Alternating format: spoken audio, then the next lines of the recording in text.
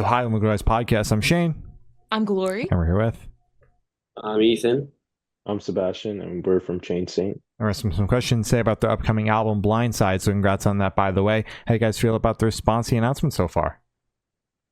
I feel pretty good about it. I'm happy just, people are finally hearing the music. It just feels good.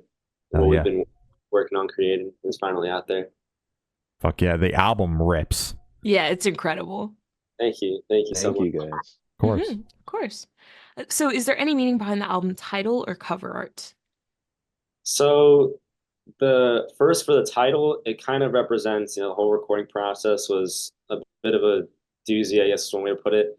And there was something that happened, and Blindside is kind of the way we felt about it, kind of blindsided. And I mean, not many people know the eye is actually my eye. Oh, nice. yeah. Represents, being blindsided. And that's really just the meaning behind it. Gotcha. Could we get into what happened for you guys to cause to be blindsided, or are we keeping that a secret? It's not a secret. It's kind of a secret for now. There'll definitely be something that people will know very soon. All right. Hell yeah. All right. Yeah. Gotcha. So can you tell us a little bit about your writing process for the album? For the writing process, it's very collaborative. We really try to make it the most of all of us, really trying to embody Chain Saint, not just one person. Mm-hmm.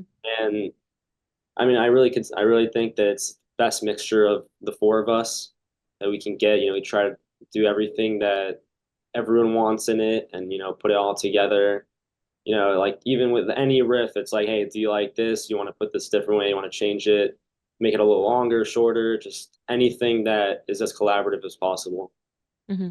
Hell yeah. Now, getting together with William from Alice in Chains to record, can we talk a little bit about that? And then also recording directly to tape, which is so fucking interesting, and I want to hear more about that as well.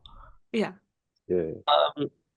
I think me and Sebastian both probably have our views on how with being with William was, for me it was different than it probably was for him because he also plays guitar for the band. So he definitely had a lot of ideas or, things he was like, hey, let's do this. Like having a different tone for guitar. Let's use these guitars instead of the traditional like EMG setups and high gain.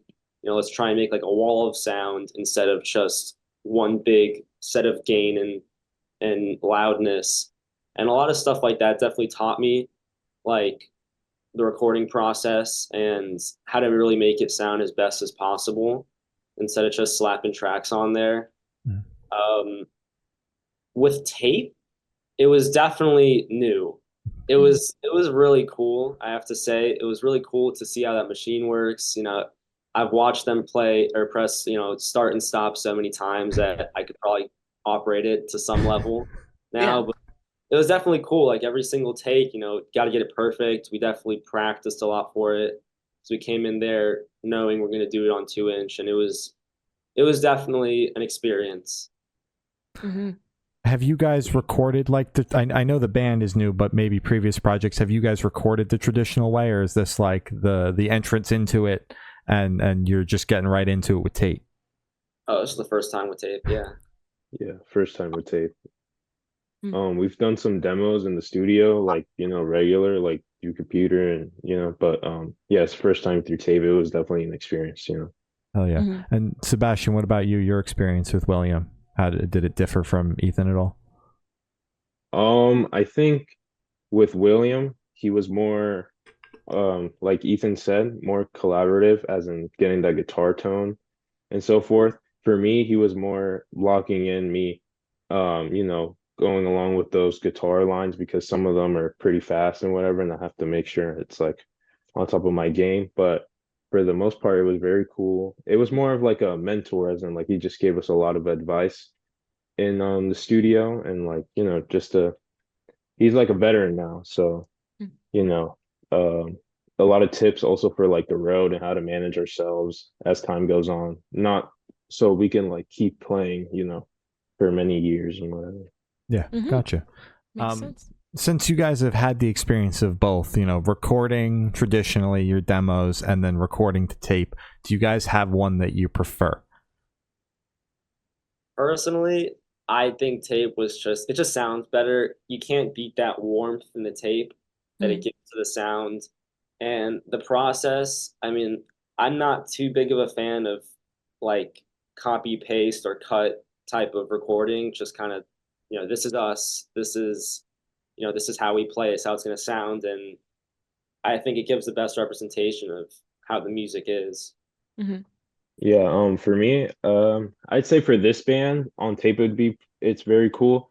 I don't think tape for every single band is the way to go because some bands, some of that modern sounding, I think doing it on tape is a little bit harder.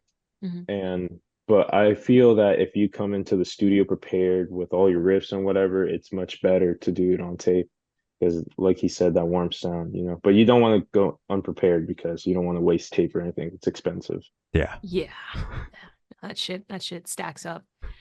So what song off the album took longest to write, and which one is each of your own personal favorite?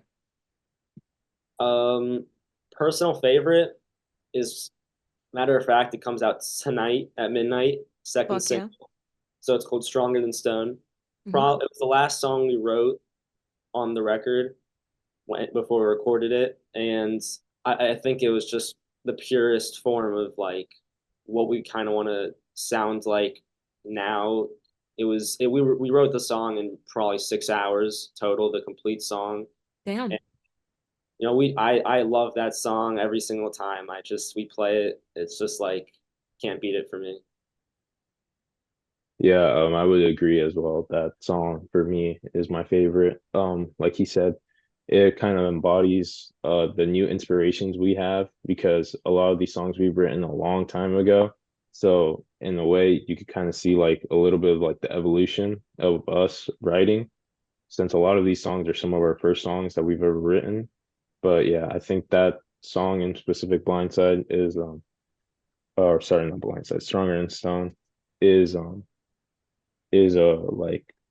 stepping stone for our next music to come, and then it's something that people can see and gravitate towards. Hell yeah. Mhm. And longest to write?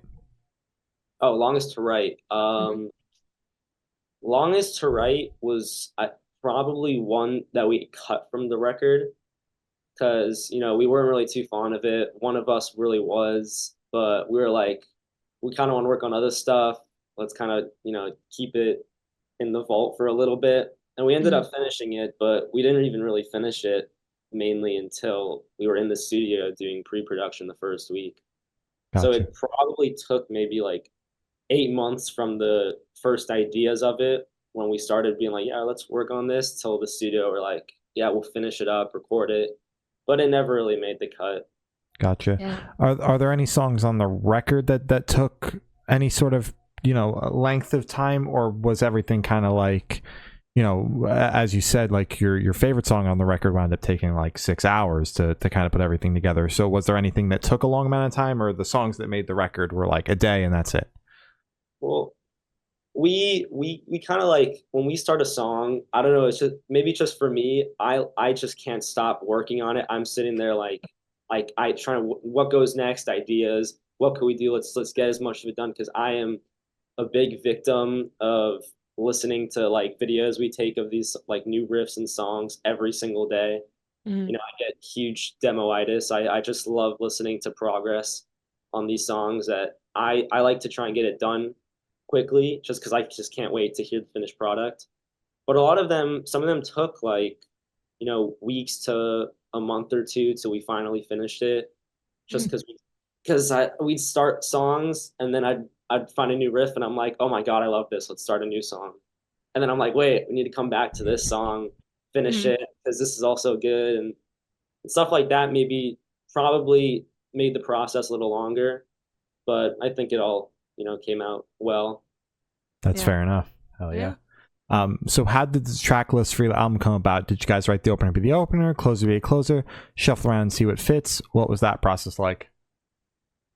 Well, we didn't really the original way the tracks were going to be in order was actually different. We switched it probably 2 days after we finished the vocals on the record, and Hmm. William was like, "Let's look at it again. Let's look at what can make the best, each song kind of work the best." Because I originally had a different idea for what song should end, what song should start. I definitely was influenced because that was kind of the same songs we were starting and ending our sets with. Mhm. So it just made a lot more sense to me that way. Mhm. But with him, he was like, let's do this way. Let's put these certain songs in the beginning, end with this one, and trust me, it'll work. And now I see the vision, and I think that he's totally right. You know, soon enough, people will hear, and I think they'll agree. Hell yeah. Fuck yeah. Would you guys be able to tell us where your headspace is at while you're creating this record? The headspace while creating it was very organic. Hmm. Now, most of the songs on the record, except for like the last one that comes out tonight, was really written after school days where we leave school and we're all still in high school and we leave school and come to have practice and we're like, Hmm. let's just riff around. We're a lot big into more thrash at that time, so we were just like, let's just come hang out, riff, and write some super sick thrash songs, and then next time we'll meet up again, finish it. Now we kind of our writing process I feel is more like, let's serve the song, let's figure out what's going to make it a better song than just riffs. Mhm. Hmm. And I'm glad that we didn't go too deep into the riff side on this record, but I mean the headspace, yeah, is very organic. Just kind of let's write some songs. We like how it sounds, and this is just that's our garage band, and that was it. Yeah. Sebastian, fair. similar for you? Yeah, I would say so. When we were up there, at least recording it, because we were in Atlanta, it was a bit weird for me at first because that was like the first time I've ever been away from my family for so long. So like Yeah. it was a different experience, but thankfully, had some family come in throughout like the second week, and it was very cool. So yeah, at first it was a bit like kind of stressful, but then Hmm. afterwards, like once I got in, got to know everyone, it was very chill. So yeah, very organic, very Mm. relaxing. It wasn't not too much stress. That's Good. good. Happy Oh to yeah. hear that. That's how you want your debut record recording process to be. Is Yeah. that second course. record's where all the pressure's at, you only get to Oh, record yeah. the first Yes. one once. Hmm. Yeah, Yes. we definitely had the best crew I could ask for. It made the experience a lot better. We had one of my friends come up with us to kind of do roadie work, kind of, help us move stuff around. He was definitely a big help. And just everyone else in the studio, great people. I really couldn't have asked for a better team. And it definitely made, going to the studio like this with the nerve-wracking, knowing that you're going to go record to tape. It was definitely very stressful in the beginning, and you're getting used to that. It definitely helped a lot with this team of people. Oh yeah, that's Good. awesome. Mhm. So how do you guys recommend your fans to listen to this album for the first time? Should you do it in the car with friends, in the dark with headphones on? Is a workout album, party album?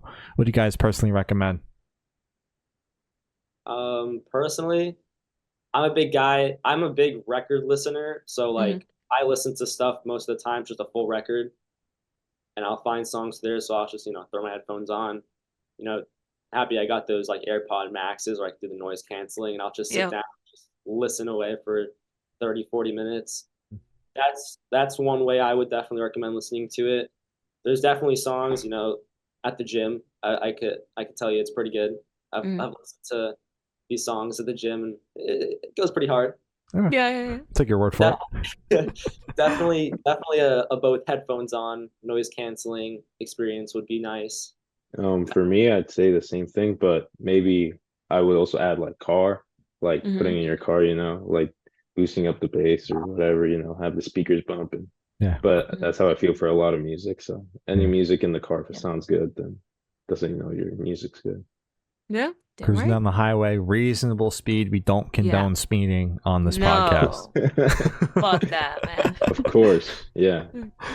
So Fuck this one should speeding. be super, super quick off the top of your heads. I want you guys to describe this album for new listeners in 3 words. 3 words each, 6 total, no more, no less. All right, I'll let Sebastian go first for this one. Damn. Uh, Okay. damn, okay. I would say Oof. fast, heavy, and hard. Nice. Hell yeah. That's actually kind of funny. I had only one different word: fast, heavy, and just raw. Oh. All right. Hell yeah. Hell Raw yeah. sound. All right. And in that same train of thought, is there a certain feeling or emotion you want listeners to have while going through the album? I'm not particularly strong in emotion. Kind of just listen for, just listening for, like when I listen to songs, I kind of just listen, imagining them doing it in the studio.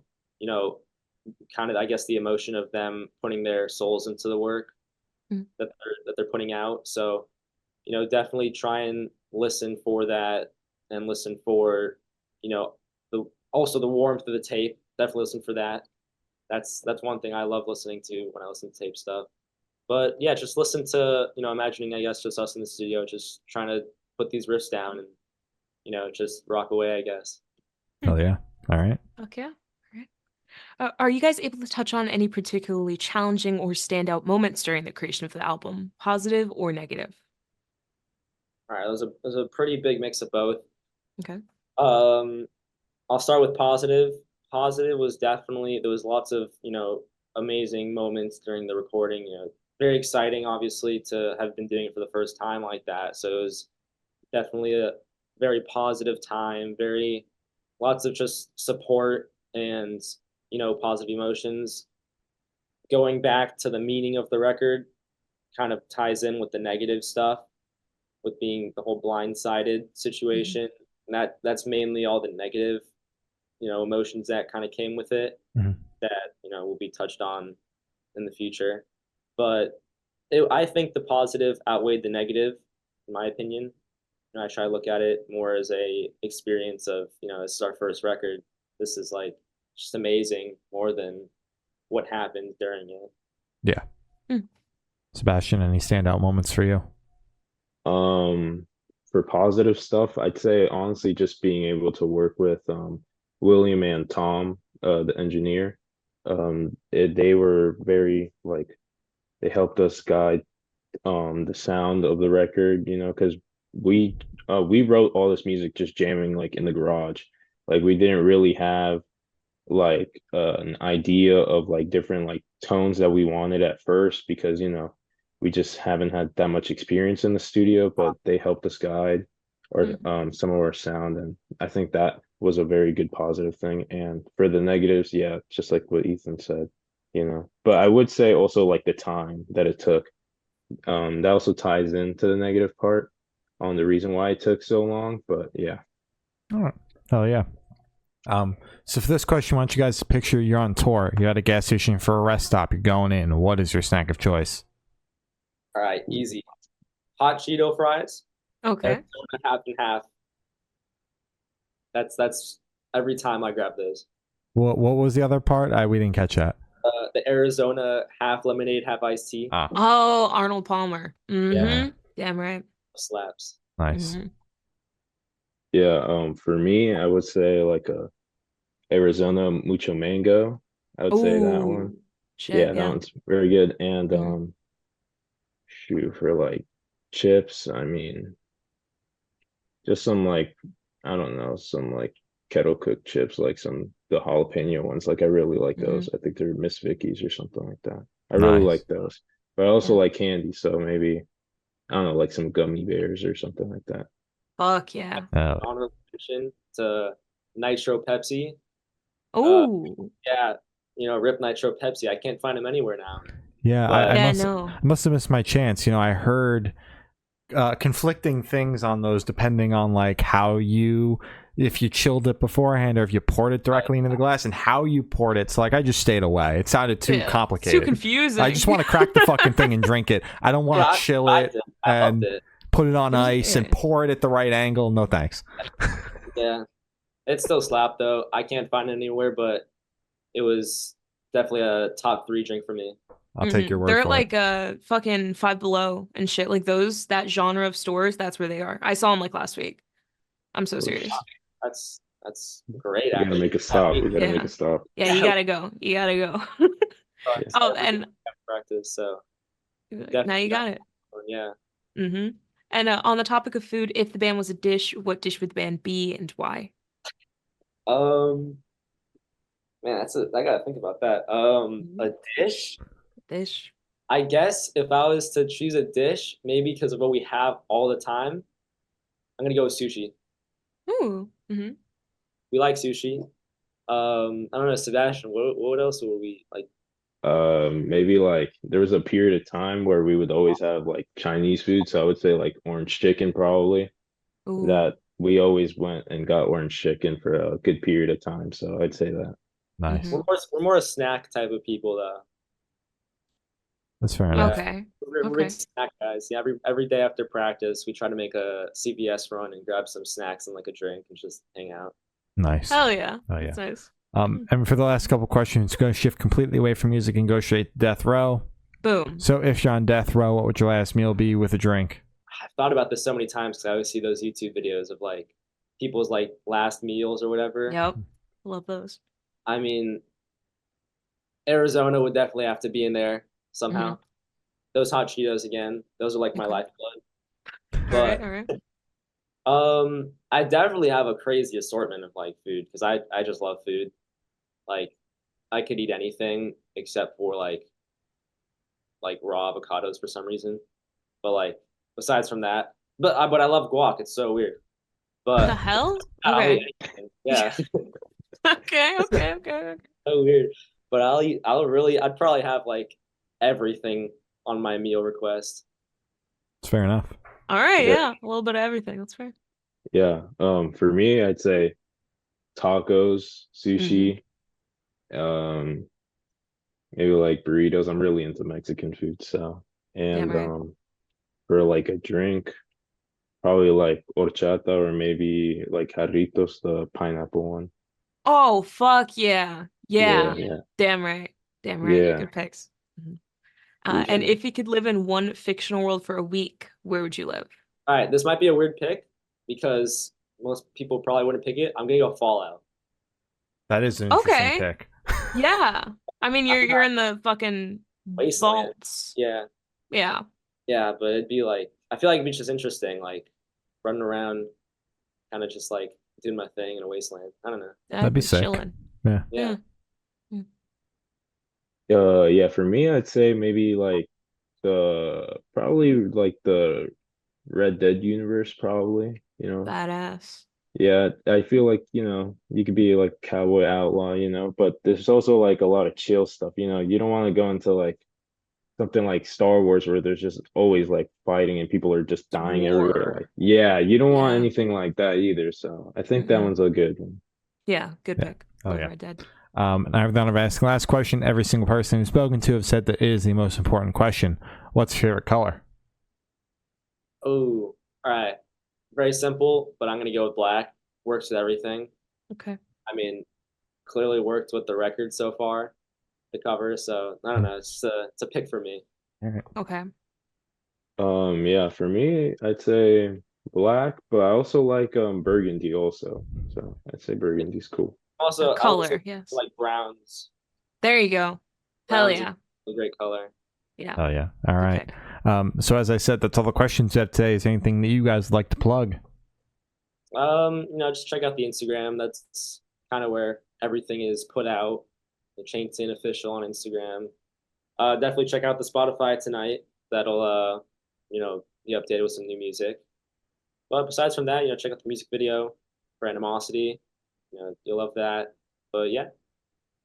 Oh yeah. Mhm. All right. Well, thank you so much, guys. It's been Ethan and Sebastian from Chain Saint, and we have been the Good Noise Podcast.